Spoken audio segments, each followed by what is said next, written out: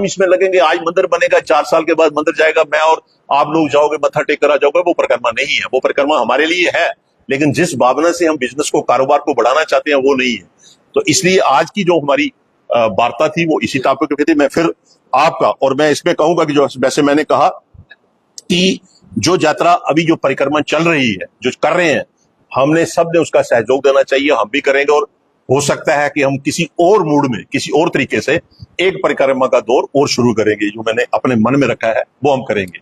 लेकिन मैं आप सबका फिर कहूंगा, मीडिया पर्सन का, कि आपने काफी इनिशिएटिव लिया है, इस परिक्रमा को हाईलाइट किया है।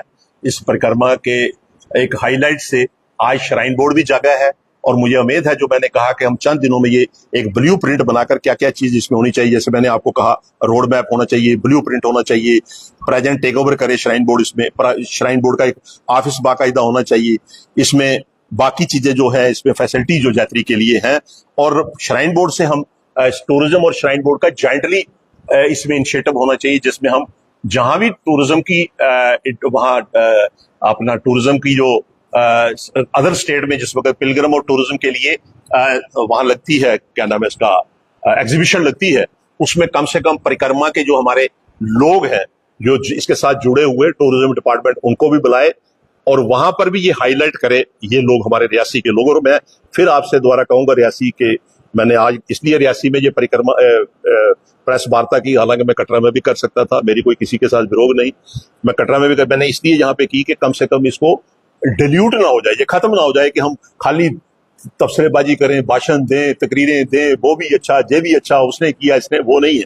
जिसने किया, जिसका मेरे से नाम छूट गया, उसके लिए मैं माफी चाहता हूं, लेकिन जिसने किया है उसका रोल है। और मैं खासकर जो विधायक रहे हैं हमारे, जिन्होंने प्रेस कॉन्फ्रेंस की, उनका भी रोल है, वो भी उसमें पार्टिसिपेशन की थी उन्होंने। आगे कैसे वो करेंगे, कैसे नहीं करेंगे, मुझे नहीं पता है। मैंने अपना आपको विजन और अपना विचार बता दिया कि मेरी भावना ये है, मैं चाहे इलेक्शन लड़ूं ना लड़ूं, एमएलए बनूं ना बनूं, अगर मैं बन गया, अगर मेरे पे माता का आशीर्वाद हुआ, लोगों का आशीर्वाद हुआ, तो मैं आपको बताऊंगा कि परिक्रमा क्या होती है। लेकिन अगर यहाँ पे जो उन्होंने भी रोल किया है, मैं उनका भी शुक्रिया करता हूँ। जी, आपने जब भी किसी से बात होती है माता वैष्णो देवी परिक्रमा के बारे में, तो आपका जिक्र जरूर होता है कि पहली परिक्रमा आपने की थी। तो जो क्रेडिट आपको दिया जाता है, क्या आपको क्या लगता है कि कम दिया जाता है? नहीं, ऐसा थोड़ा है ना, मुझे तो कोई। इसके साथ ही रोड मैप की आपने बात की, क्या आपके पास कोई ब्लू प्रिंट रोड मैप है? इसको लेकर कौन सा होना चाहिए? क्या विद इन द डिस्ट्रिक्ट ये परिक्रमा यात्रा होनी चाहिए, देवी से लेकर पैंथर से होनी चाहिए? और क्या श्राइन बोर्ड जो ऑलरेडी है उसी के अंदर आप कह रहे हैं? नहीं, बेसिकली आपने अच्छी चीज समझा नहीं। बेसिकली जो रोड मैप बनाएगा वो श्राइन बोर्ड और टूरिज्म बनाएगा। हमने जो रोड मैप का लोकेशन बता दी, जैसे हम डिस्टेंस बनाए, अगर पॉलिटिकल एंगल से मैंने कुछ करना हो, मैं कहूंगा चराला कोट है, डंगा कोट है, गरड़दार है, फलाना है, वो अलग चीजें हैं। अब मेजर जो रोड आ जाता है जिस वक्त, तो वो इसको अडॉप्ट कर ले, पहले अडॉप्ट होगा तो आगे चलेंगे। रोड मैप के लिए मेरी राय भी चल सकती है, आपकी राय भी चल सकती है, आपकी भावना भी चल सकती है, मेरी भावना भी चल सकती है। मैं अगर कहूं कि मेरा हो सकता है जंगल गली में मेरे वोट ना हो, उधमपुर कॉन्स्टिट्यूंसी में हो, तो मैं कहूं कि इसको इस तरफ से घुमा दो, वो नहीं है। इसमें एक रोड मैप वही बना सकते हैं, मैं और आप नहीं बना सकते, हम सजेशन दे सकते हैं। उसके लिए सजेशन के लिए मैंने जैसे आपको कहा कि आज जो हमने दी है, मैंने कहा कि ब्लू प्रिंट निकालो, उसमें सबकी राय लो। जितनी एसोसिएशनें हमारी यहाँ पे है रियासी में, जितनी संस्थाएं हैं यहाँ पे, हो सकता है मेरे बोलने में कुछ कम पड़ी हो। मैंने पहले ही कहा कि जो मेरे आगे पीछे बैठे हैं बेशक पॉलिटिकल लोग हैं, लेकिन मैंने जो दी है, मैंने अगर किसी का जिक्र किया है, मैंने किसी का डिनाई नहीं किया है। तो मुझे जो ब्लू प्रिंट बनेगा वो हमारी सबकी राय लेने के बाद बनेगा। उस एजेंसी का काम बनता है जो इसको अडॉप्ट करे।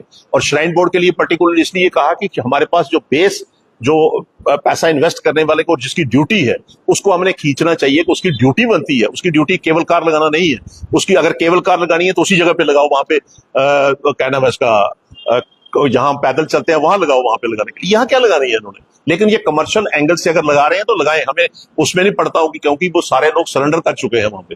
तो मैं ये कहता हूं कि मेरी तरफ से वहां भी नहीं कहता हूं मैं लगाने के लिए, लेकिन जहां लगानी है तो लगाओ।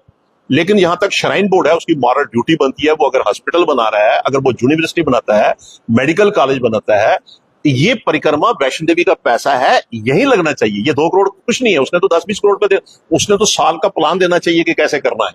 क्योंकि उसकी मॉरल ड्यूटी बनती है। वो क्यों डिनाई कर रहा है, आपने क्यों बीच में से निकलता है?